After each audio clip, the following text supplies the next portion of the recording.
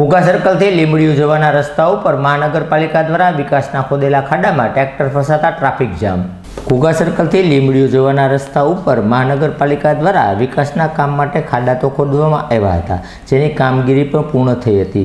જે કામગીરી પૂર્ણ થયા બાદ ખાડાઓને યોગ્ય રીતે પૂર્ણ કરવામાં આવી નહોતી, ત્યારે વરસાદ વરસતો હોય અને પાણી ભરાતા એક ટ્રેક્ટર ફસાયું હતું, જેના કારણે ટ્રાફિક જામની સમસ્યા સર્જાઈ હતી।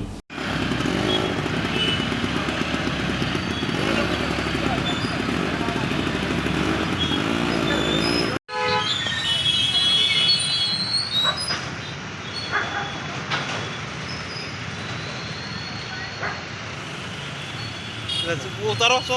Hah? Sorry,